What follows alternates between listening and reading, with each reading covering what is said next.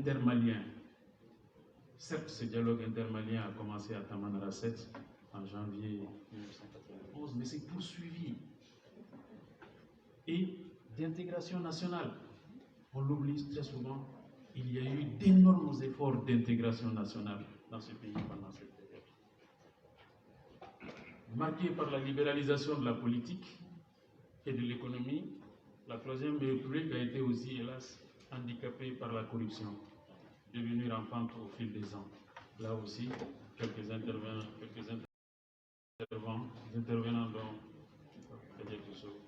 ont souligné cet aspect.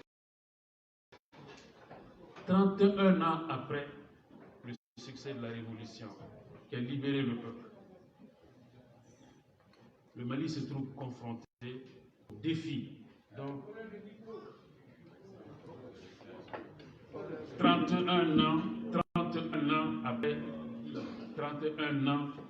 après le succès de la révolution démocratique, dit que le Mali se trouve confronté à un certain nombre de défis dont on peut énumérer quelques-uns. C'est un pays fragile, divisé et très divisé. 31 ans après, c'est le constat que nous pouvons faire. C'est un pays qui est menacé dans son existence. Le Mali est aujourd'hui un pays menacé dans son existence. Un pays où l'État ne contrôle pas des régions entières du territoire. Ils sont sous le joug de groupes terroristes internationaux ou locaux, que ce soit l'État islamique ou le RVM, le Rassemblement pour la victoire de l'islam et des musulmans, connu sous le nom de JNIM. Un pays où la menace séparatiste est particulièrement ravivée ces derniers mois. C'est un pays où la menace séparatiste est particulièrement ravivée ces derniers mois. Dans quelques jours, nous aurons un indicateur. Parce que dans quelques jours, ce sera le 10e anniversaire de la proclamation de l'indépendance de l'Azawad. On verra la façon dont ce 10e anniversaire sera célébré. Ça nous donnera une indication de la force de la menace terroriste dans un contexte de crise et d'affaiblissement de notre pays. C'est un pays qui vit sous les sanctions. C'est aussi la réalité de notre pays aujourd'hui, 31 ans après le 26 mars. C'est un pays qui connaît un isolement régional et international sans précédent. C'est un pays où plus de 47% des 21 millions de Maliens vivent dans l'extrême pauvreté avec moins de 500 francs par jour.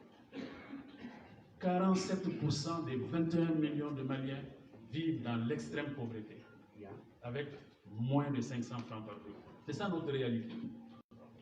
C'est un pays dont 81% de la population a moins de 40 ans.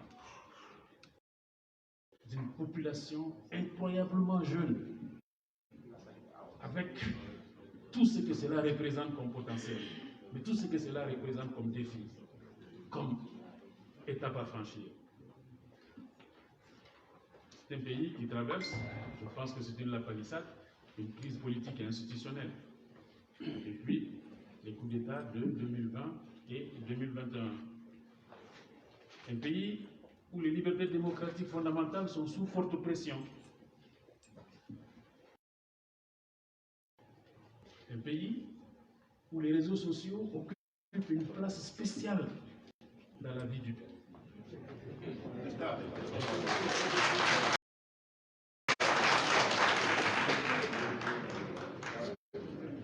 Les vidéomans,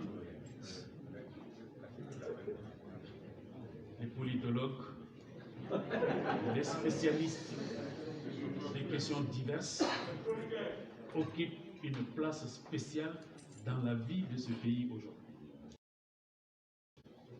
Récemment, il y a un vocal qui circulait où des appels au meurtre étaient lancés contre des personnalités publiques. Récemment, il y a quelques jours seulement. Oui, ma voilà. Sans aucune conséquence.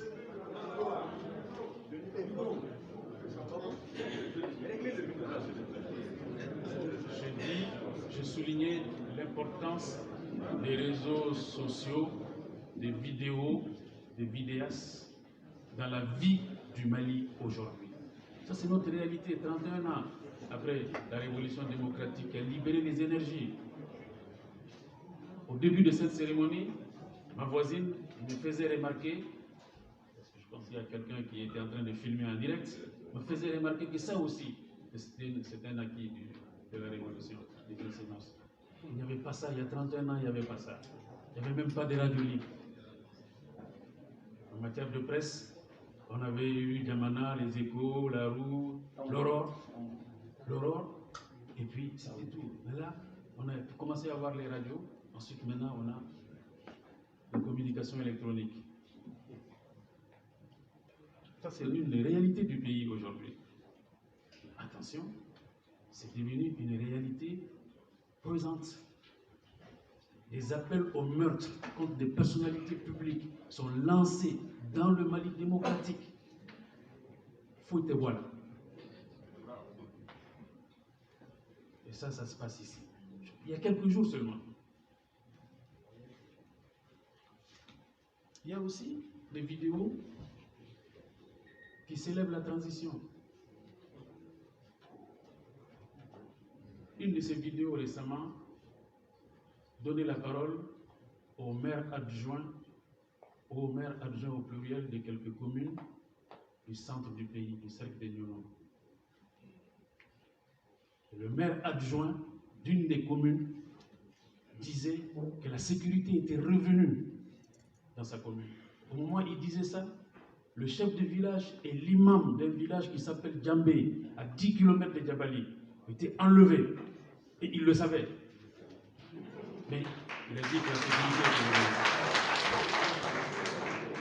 Les vidéos de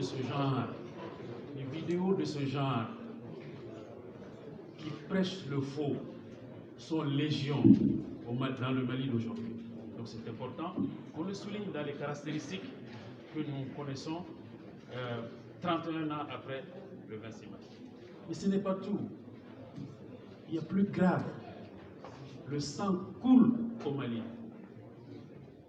L'IGS, l'État islamique au Grand Sahara, qui est habitué aux crimes de masse partout où il opère, tue notre peuple. À Tamalet, à Andrambokan, à Ndeliman, à Telatay. Et par centaines, ce sont des centaines de citoyens maliens, nos compatriotes à nous, qui sont tués par l'IGS sur notre territoire. C'est ça aussi la réalité du Mali. Quand nous sommes réunis pour parler du 26 mars,